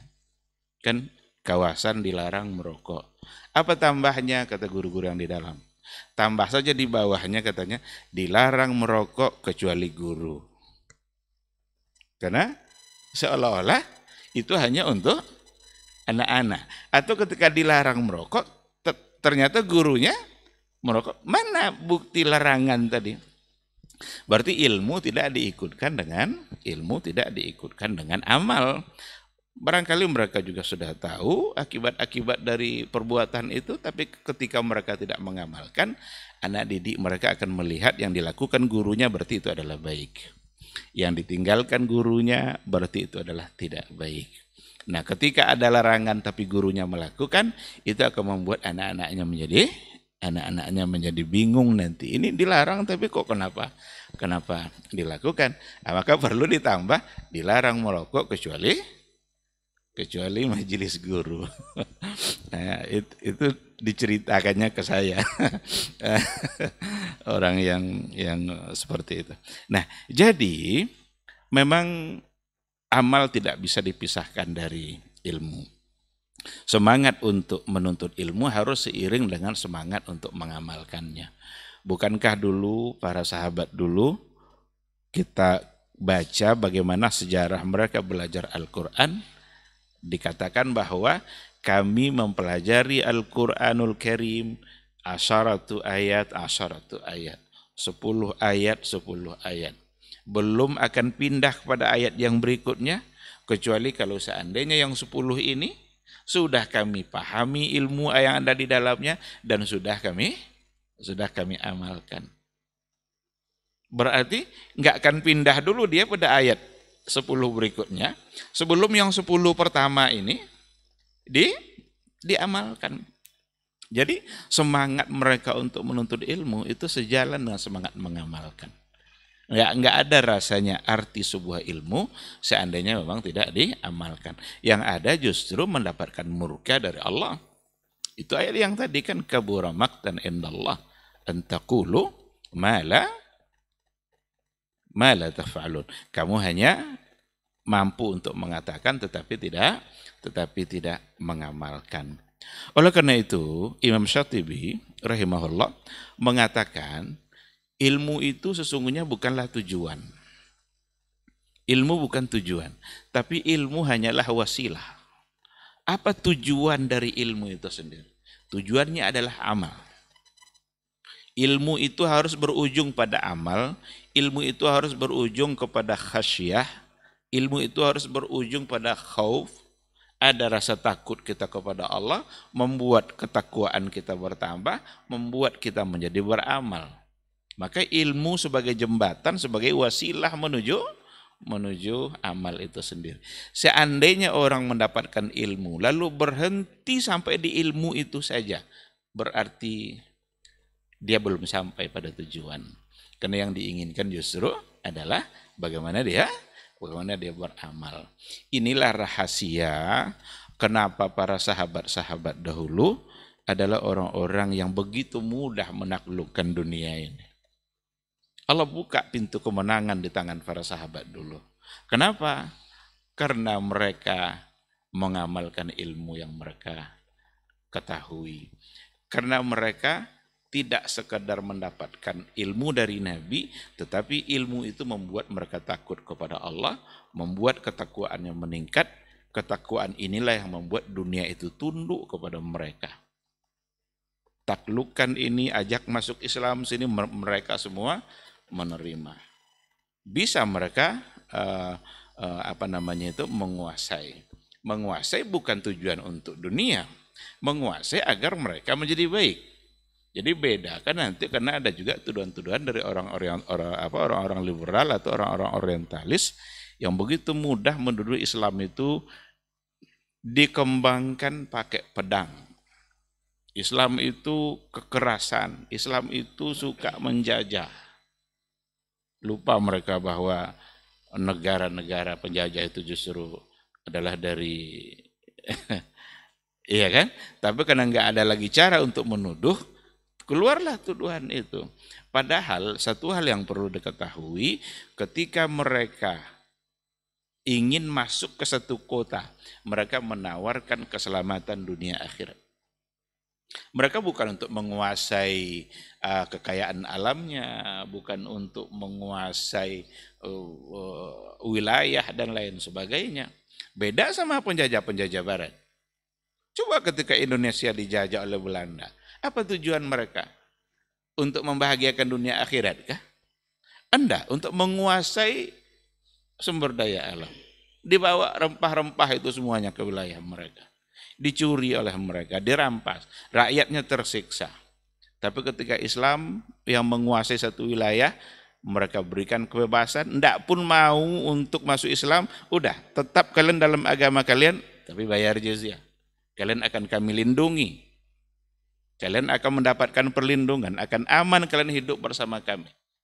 Artinya tidak ada paksaan, karena memang la ikraha fid din. Berapa banyak orang-orang Yahudi merasa nyaman tinggal di bawah pemerintahan Islam. Bahkan lebih nyaman daripada pemerintahan Yahudi sendiri. Ya, tapi harus ada imbalannya, karena mereka dapat perlindungan. Nah, oleh karena itu, begitu mudah mereka untuk menguasai itu, karena mereka bersama Allah. Orang-orang mengamalkan ilmu adalah orang-orang yang selalu bersama dengan Allah Subhanahu wa ta'ala. Maka dalam catatan sejarah Al-Futuhat Al-Islamiyah itu sangat luar biasa bagaimana perjuangan para mujahid Islam yang dalam menyebarkan Islam, dalam menyebarkan manfaat, menyebarkan kebaikan, menyebarkan satu konsep membuat mereka bisa selamat di dunia dan yang lebih penting lagi adalah selamat di akhirat. Itu tujuannya, dimudahkan oleh Allah karena memang mereka adalah orang-orang yang berilmu dan mengamalkan ilmu itu karena Allah Subhanahu wa taala. Oleh karena itulah mereka sering juga disebut mereka adalah satria di siang hari, tetapi ubadun fil lail gitu ya. Mereka adalah orang-orang yang meneteskan air matanya di malam hari karena mereka bermunajat kepada Rabb-nya. Ibnul Qayyim al-Jauziyah memberikan penjelasan tentang maratib al-jihadin nafsi. Ada tingkatan-tingkatan jihad nafsi. Beliau sampaikan ada 4. Yang pertama kata beliau jihad al-ilmi. Jihad dalam mendapatkan ilmu. Maka belajar itu sama dengan jihad. Kan dalam hadis juga dikatakan seperti itu. Man kharaja min baitihi li talabil ilmi fa huwa fi sabilillah hatta yarja. Orang-orang yang keluar dari rumahnya untuk menuntut ilmu maka mereka adalah fi sabilillah hatta yarja. Mereka berjihad di jalan Allah karena jihadun nafs yang pertama itu adalah jihad al-ilmi. Yang kedua jihadul amal. Jihad untuk mengamalkan. Artinya tidak hanya sekedar capek-capek untuk mendapatkan ilmu lalu berhenti di situ, tetapi mesti berbuah amal. Ada lagi jihad untuk mengamalkan ilmu yang didapat. Yang ketiga, jihadud dakwah. Jihad dalam menyampaikan ilmu yang didapat. Karena seorang muslim tidak boleh hanya bersemangat untuk menjadi baik secara pribadi, secara sendiri, tapi dia juga harus bersemangat untuk membawa orang lain untuk menjadi baik. Sedangkan yang keempat kata beliau adalah jihad as-sabru alal adza, jihad bagaimana dia selalu sabar dalam menghadapi berbagai hal-hal yang rintangan, halangan dalam berdakwah, dalam berilmu, dalam menuntut ilmu. Ketika dikatakan sabar di sini, ini tidaklah hanya sekedar sabar dalam berjihad dakwah itu saja, tapi sabar dalam menuntut ilmu, sabar dalam mengamalkan, sabar dalam menuntut ilmu. Kalaulah bukan karena kesabaran, niscaya kita akan tinggalkan majelis ilmu itu. Majelis ilmu itu, duduk di majelis ilmu itu berat itu. Tantangannya banyak. Orang lagi majelis ilmu nih Ronaldo lagi main ya. Yang mana yang mau kita kedepankan? Majelis ilmu kah atau nonton bola? Ini sesuatu yang gangguan-gangguan atau rintangan-rintangan yang memang perlu kesabaran. Perlu semangat, perlu uang, harta. Ulama-ulama dulu jangan dikira mereka tidak menghabiskan uang. Bahkan yang berani belajar hadis katanya siap untuk bangkrut. Barang siapa yang berani untuk belajar hadis gitu kan, siap-siaplah untuk bangkrut. Ada biaya yang perlu nah, maka ahli hadis banyak bangkrut. Hampir kaya gitu kan, hampir kaya. Nah, mudah-mudahan nanti Allah mudahkan untuk ini. Nah, jadi sabar di sini memang sabar dalam segala, sabar dalam mengamalkan, apalagi mengamalkan itu bangun subuh itu kalau enggak kena sabar-sabar kita enggak akan bangun kita.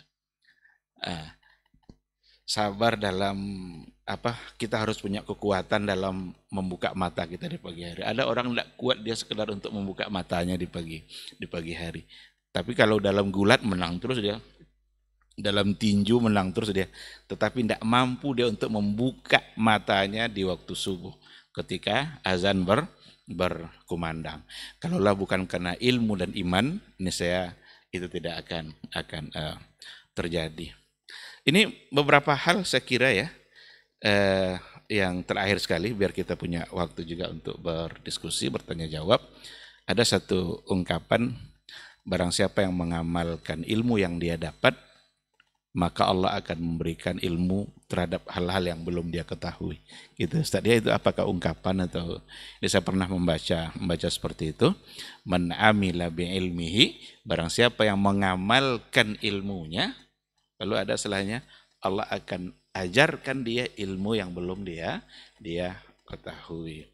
Karena ketakwaan itu membuat kita memang diberikan ilmu oleh Allah Subhanahu wa taala. Kita berharap mudah-mudahan kita semua adalah orang-orang yang semangat berilmu dan juga semangat untuk mengamalkan, dan semoga Allah memudahkan kita untuk tetap setia dengan amal-amal yang didasarkan kepada ilmu. Ingatlah bahwa setiap amal yang kita lakukan memang harus didasarkan kepada ilmu, dan setiap ilmu yang sudah kita pahami hendaklah selalu diikutkan dengan amalan. Terima kasih. Mudah-mudahan bermanfaat. Assalamualaikum warahmatullahi wabarakatuh. Waalaikumsalam warahmatullahi wabarakatuh. Baik, jazakallah khairan untuk materi kita di kesempatan pagi hari ini. Di teladan ilmu bukan hanya sekedar teori. Mudah-mudahan apa yang sudah dibahas tadi bisa bermanfaat. Kita masuk ke satu pertanyaan yang sudah muncul di nomor WhatsApp kita. Kita coba bacakan dari Pak Burhanuddin di seputaran Melati. Ustadz, kami sedang menyimak di bengkel Jaya Motor. Sedang menyimak dan mendengarkan Ustadz melalui Radio Robani. Ingin bertanya Ustadz, apakah kita atau saya bisa jadi Ustadz atau berilmu walau tidak bergelar Dr. LCMA, bahkan Profesor? Karena pengakuan di negeri ini penting sekali Ustadz, mengenai akte dan segala macamnya.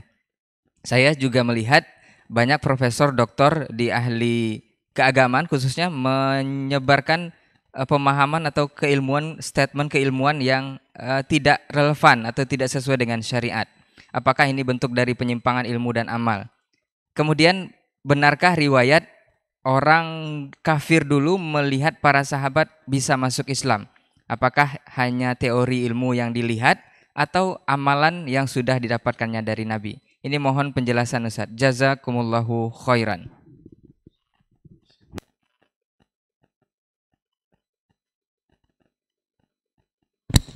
Bismillah wassalatu wassalamu ala rasulillah wa ala alihi wa sahbihi wa mawala. Terima kasih kepada Bapak Burhanuddin dengan kawan-kawan di Bengkel Jaya Motor. Masya Allah, sambil bekerja juga mendengarkan dan mendapatkan faedah dan ilmu.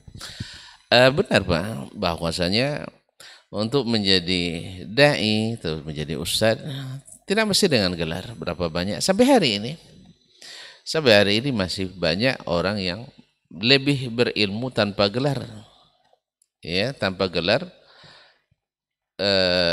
akademisi, tapi ilmunya Masya Allah tabarakallah. Ya, sampai hari ini kalau untuk level internasional misalnya Syekh Al-Albani rahimahullah ta'ala, beliau menjadi mudaktirud dakatira, menjadi pencetak para doktor, mufassirul profesor profesorat. Jadi berapa banyak orang dengan karya-karya beliau menjadi profesor, dengan karya-karya beliau menjadi para doktor, baik di pihak yang kontra, pro maupun yang kontra. Yang kontra dengan kritikannya terhadap Syekh Al-Albani dapat gelar. Yang pro apalagi dengan mendapatkan faedah dari karya-karya tulis Syekh Al-Albani, mendapatkan. Demikian juga Syekh Abdul Aziz bin Baz rahimahullah ta'ala. Mereka adalah orang-orang contoh konkret sampai hari ini. Jadi dengan Allah berjanji, yarfa'illahu alladzina amanu minkum walladzina utul ilma darajat. Dan ilmu itu dikatakan oleh Nabi, innamal ilmu bita'allum.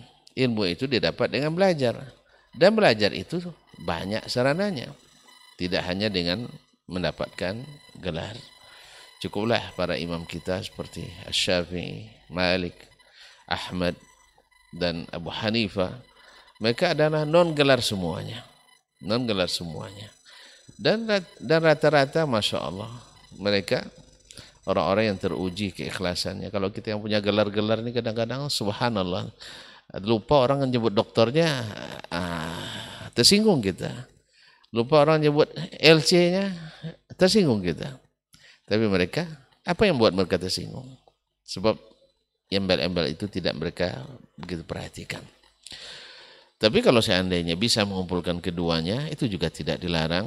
antara ilmu dengan gelar, karena seperti yang Bapak sampaikan, hari ini juga gelar kadang-kadang menjadi orang menerima atau tidak. Tapi sesungguhnya yang menentukan menerima atau tidak itu adalah hidayah dari Allah Subhanahu wa taala. Innaka la tahdi man ahbabta walakin Allah yahdi man yasha. Nabi alaihissalatu wassalam dengan segala kesempurnaannya sebagai anak manusia, tapi orang-orang yang mengenalinya dengan dekat, yang tahu kebenaran dan kejujurannya sejak kecil sampai dewasa, juga tidak diberikan hidayah itu. Dia tidak mendapatkan ilmu itu. Nah, pertanyaan ketiga atau kedua tadi, apakah orang-orang dulu masuk Islam karena melihat ilmu atau melihat amal? Dua-duanya. Dua-duanya. Ada yang karena ilmu dengan amal, ada yang karena mendapatkan ilmu itu saja cukup baginya untuk mendapatkan hidayah. Contoh, Amr bin Tufail Ad-Dawsi misalnya. Dia ketika masuk ke Mekah di musim haji diwanti-wanti oleh orang Mekah. Apa katanya? Hati-hati, Mekah tidak aman sekarang. Ada apa? Itu si Muhammad sudah berubah. Lalu lima solusinya, siapapun yang apa masalahnya kalau siapa mendengar perkataannya pasti tersihir dia katanya. Oleh sebab dia takut, maka disumbat telinganya pakai kapas sehingga berjalan tak dengar apa-apa. Tidak dengar apa-apa berjalan, itu pasti tidak nyaman. Masih ingat cerita datuk-datuk yang jatuh di air tiris waktu itu? Ya, di awal-awal diwajibkan pakai helm. Terkejut dia dengan superban. Jatuh dia, datang Pak polisi. Untung Bapak pakai helm katanya. Kalau enggak, apa katanya? Peloyang katanya. Gara-gara helm ini saya jatuh katanya. Karena dia enggak dengar apa-apa. Keluar bahasa acunya. Jadi gara-gara helm ini saya jatuh katanya. Enggak dengar apa-apa. Jadi akhirnya dia tidak nyaman. Akhirnya dia bukakan. Dia buka. Sebab dia bilang, andainya Muhammad tukang sihir, saya ahli sihir juga. Andainya dia dukun, saya hafal mantra semuanya. Mantra jahiliyah saya hafal. Karena untuk jadi kepala suku waktu itu bukan main-main. Harus pandai sihir, harus pandai ini. Itu pula di zaman jahiliyah kita dulu kan begitu di kampung-kampung kita. Jadi datuk-datuk itu harus belemu. Makanya lemu datuk kami Domo itu lebih hebat kayaknya dari yang lain dulu tuh nampaknya, sehingga menang terus sayembara tanah di samping sungai yang akibat banjir misalnya runtuh sebelah, ada yang timbul tuh pulau di situ, itu milik orang Domo tuh, milik orang kita tuh Ustaz. Catat, ini Ustaz Domo juga ya, milik kita tuh semua tuh. Sebab dulu ada sayembara itu menghanyutkan buah limau di tengah sungai, dibuat gawangnya kecil, menang datuk Domo tuh. Mungkin karena belemu saya tidak tahu. Jadi kaum muslimin dan muslimat dirahmati Allah SWT, akhirnya dibuka. Bertepatan pula takdir Allah SWT, dia ke Ka'bah, dengar Nabi baca Quran. Lalu dia paham, ini tidak mungkin sihir, bukan bola mantra, dan tidak perkataan orang gila. Orang gila masa perkataan teratur seperti itu. Akhirnya mendengar itu, lalu dia datangi Nabi SAW, mengucapkan asyhadu an la ilaha illallah wa asyhadu anna muhammadar rasulullah. Pulang dia ke negerinya, 70 rumah masuk, 70 kakak masuk Islam langsung. Alhamdulillah. Ada pula yang melihat tindakan seperti Umamah ibn Uthal Al-Hanafi, dia tertangkap, kepala suku Bani Hanifah, tertangkap, bawa Nabi SAW diikat di masjid. Tiap hari Nabi datang kepadanya, ya Umamah, mada taf'al, apa yang kau lakukan? Qala in qatalta zadam wa in tamnun ala syakir. Kalau kau bunuh, ingat Muhammad, darah saya mahal. Dia gertak juga, dia terikat tuh. Kau bunuh orang yang darahnya terhormat. Ya, kepala suku. Wa in afauta afa ala syakir. An'amta ala syakir. Kalau kau lepaskan, saya pandai berterima kasih. Besok ditinggal oleh Nabi SAW. Dia diikatkan di masjid supaya dia lihat bagaimana kondisi umat Islam hari itu. Ilmu yang diamalkan. Hanya setelah 3 hari Nabi bilang lepaskan dia. Jawabannya sama terus. Kau lepaskan orang yang pandai berterima kasih. Kalau kau bunuh, ingat, darah saya ada yang nuntut balas. Subhanallah. Begitu orang-orang pemberani itu kaum muslimin dan muslimat. Akhirnya setelah dipas oleh Nabi, dia berkejar mencari tempat mandi. Habis dia mandi kembali ke Nabi SAW mengucapkan asyhadu an la ilaha illallah wa asyhadu anna muhammadar rasulullah. Ternyata apa yang diberitakan tidak seperti yang terlihat nyata. Muhammad itu diberitakan orang kasar, orang tidak tahu apa. Seperti hari ini juga, sampai hari ini fitnah terhadap dakwah masih ada. Orang memberitakan bahwa tentang Syekh Muhammad bin Abdul Wahab itu dakwanya haus darah. Padahal beliau berperang 163 kali peperangan. Darah yang tumpah hanya lebih kurang 4.000 sampai 5.000 orang. Itu pun karena orang yang menyerang dulu. Bandingkan dengan orang-orang yang di luar itu. Ada seperti yang terjadi di Maroko dulu, Ibnu Tobat misalnya, dalam waktu 9 tahun 7 kali peperangan menumpahkan darah 200.000 orang. Kenapa yang 200.000 dianggap kecil, yang 4.000 dalam 163 peperangan dianggap besar? Ini juga saya tutup dengan kisah. Ketika ada seorang guru besar qiraat dari Mesir. Ini tanda bahwa negeri yang dijuluki Wahabi itu juga tidak otomatis tidak menggunakan orang-orang yang tak sepaham dengannya, seperti yang diisukan oleh orang-orang yang tak berilmu, hanya dengar isu dan hanya dengar fitnah. Seorang tokoh besar ahli qiraat bermazhab Asy'ari, atau di Indonesia disebut dengan Aswajah. Satu dalam pelajaran di Fakultas Al-Quran ini kisah diceritakan langsung oleh mantan dekan Fakultas Al-Quran dan Studi Islam di rumahnya di Hayul Faisaliyah di belakang kampus Universitas Islam Madinah. Saya dengar langsung dari beliau, Profesor Dr. Abdul Aziz Al-Qari, Imam Masjid Quba dulu. Di sore hari Selasa, tanggalnya saya lupa. Di sore hari Selasa, saya di rumah beliau di Hayul Faisaliyah menceritakan itu kepada. Jadi dia amit Qur'annya, dekan Fakultas Al-Quran hari itu. Dia yang masuk dalam penyelesai masalah. Bertengkarlah Syekh dari Mesir ini, ya, dengan seorang mahasiswa asli Saudi. Mencaci maki Syekh Muhammad bin Abdul Wahab. Merendahkannya. Orang pendatang mencaci orang tempatan. Kalau ini terjadi di Indonesia, habis gitu. Kaum muslimin muslimat dirahmati Allah. Akhirnya tentu yang namanya mahasiswa tadi lupa dia. Tentu yang namanya orang bertengkar, tentu terjadi hal-hal yang kadang melampaui batas. Demikian juga Syekh pun lupa daratan juga akhirnya. Akhirnya sampai kasus ke dekan. Tidak bisa terselesaikan oleh dekan. Ya, dekan akhirnya melapor ke rektor. Rektornya waktu itu pentolan Wahabi juga. Itu Syekh Abdul Aziz bin Abdullah Ibn Baz rahimahullah ta'ala. Oleh Syekh dikirim surat resmi memanggil Syekh dari Mesir ini untuk menghadap. Dapat surat itu, Syekh menganggap ini surat cinta. Maka dia mulai berkemas. Mungkin ini hari terakhir saya berada di kampus Universitas Islam Madinah. Sebab ini yang dia terima dulu di Mesir. Isunya seperti itu. Asal beda sedikit, dihajar. Akhirnya dia kemas barang-barangnya, udah siap-siap nak pulang lah. Pokoknya tinggal menunggu surat SK pemberhentian jadi dosen. Dia pergi berangkat dengan dekan. Dekan yang ngantarkan, Syekh Abdul Aziz.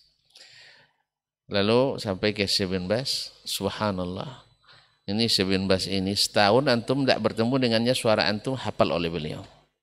Seperti yang diceritakan oleh si Jupri, pendiri Al-Furqan. Setahun sekali aja dia ke tempat Syekh.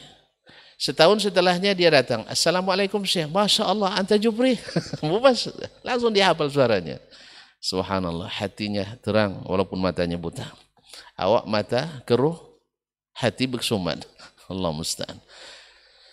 Mendengar suara Syekh, Syekh bin Baz langsung berdiri menjemputnya. Padahal dia buta. Ya. Jemput si Mesir ini, ahlan wa sahlan.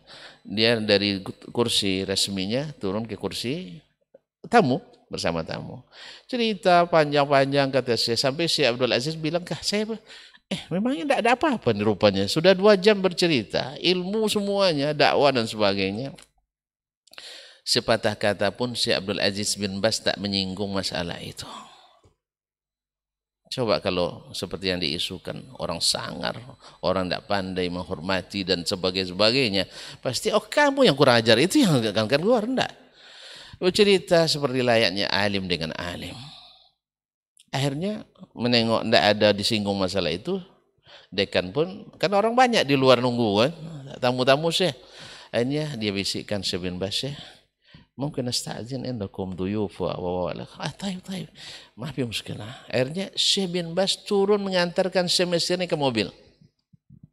Coba bayangkan, orang yang dalam keadaan bersalah dihormati oleh pentolan Wahabi seperti itu.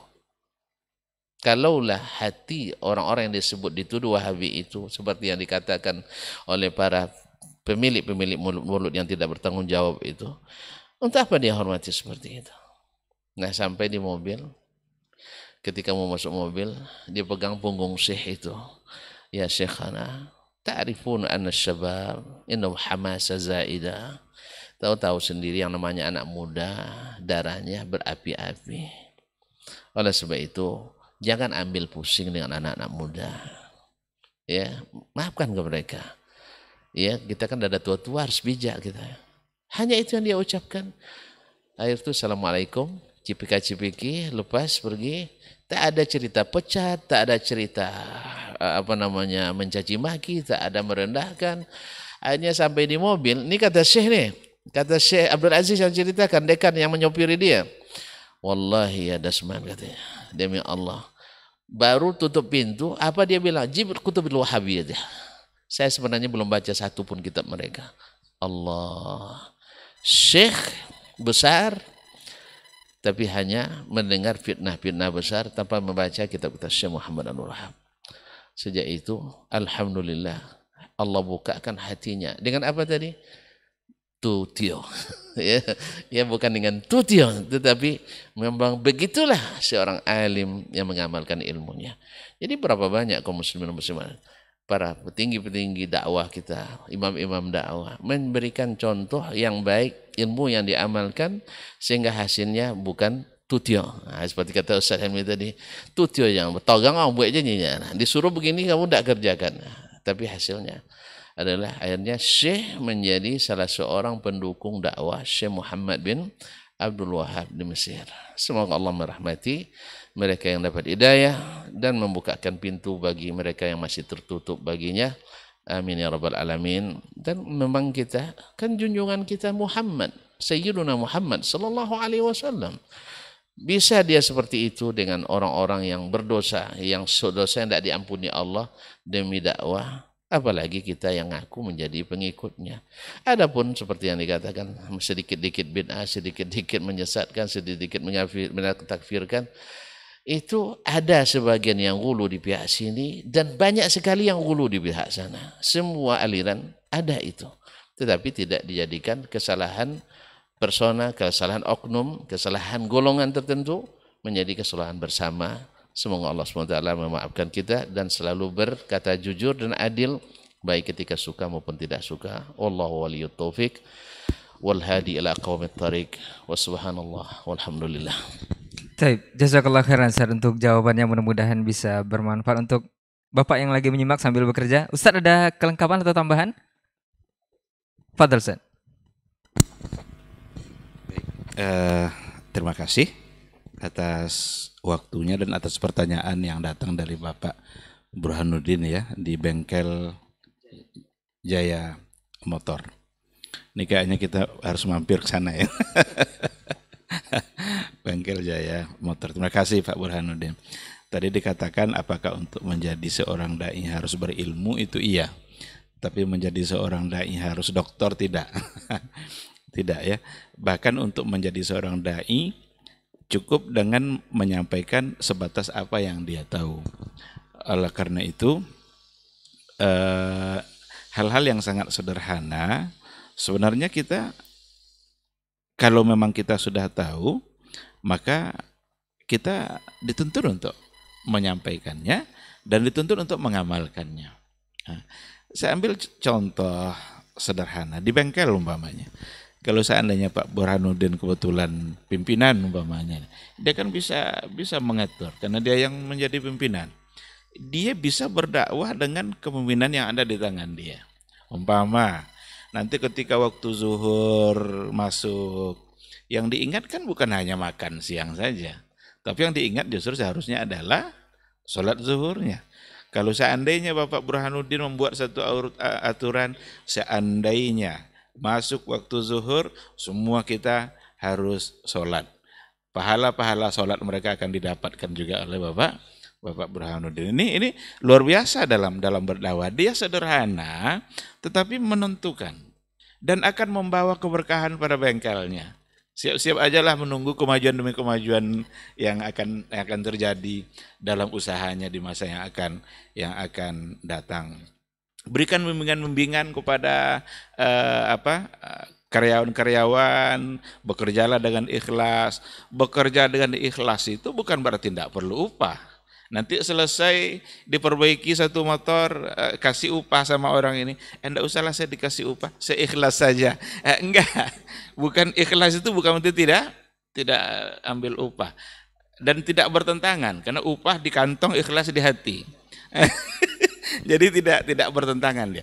Tapi ikhlas bekerja itu artinya adalah mana hal-hal yang dia akan jujur dalam bekerja. Seandainya busi ini bisa diperbaiki, jangan bilang tidak bisa diperbaiki. Ini kadang-kadang, ini tidak bisa lagi nih Pak, ganti yang baru. Padahal masih bisa, berarti dia tidak ikhlas dalam bekerja. Nah, seandainya Bapak Burhanuddin memberikan bimbingan seperti itu, hal-hal yang sangat sederhana, yakinlah Bapak sedang berniaga dengan Allah Subhanahu wa Ta'ala. Dan itu adalah sesuatu yang sangat bermanfaat. Dan untuk menjadi dakwah tidak mesti doktor, tidak mesti master, tetapi mengerti dengan kebaikan yang akan dia sampaikan, dan dia kemudian menyampaikannya, insya Allah dia mendapatkan pahala kebaikan yang dilakukan oleh orang tersebut. Man dalla ala khairin kafaili, siapa yang menunjukkan satu kebaikan kepada orang lain, maka sama dengan melakukan kebaikan itu. Saya kira itu sekadar tambahan. Terima kasih, kami doakan semoga Pak Burhanuddin dan karyawannya sehat-sehat selalu dan bekerja ikhlas karena Allah sampai akhir hayat nanti. Terima kasih. Baik, jazakallah khairan Ustaz untuk tambahan jawabannya. Mudah-mudahan Bapak Burhanuddin di Bengkel Jaya Motor ini sekaligus promosi mungkin ya, bisa bermanfaat juga untuk yang mendengarkan secara langsung melalui 91,1 FM.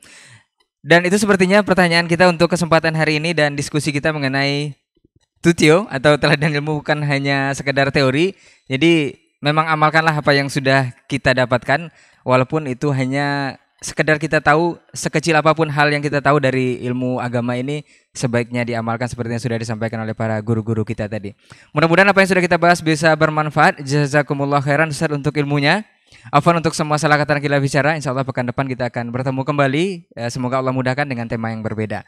Kita tutup dengan doa kafaratul majlis. Subhanakallahumma wa bihamdika asyhadu an la ilaha illa anta astaghfiruka wa atubu ilaik. Wassalamualaikum warahmatullahi wabarakatuh.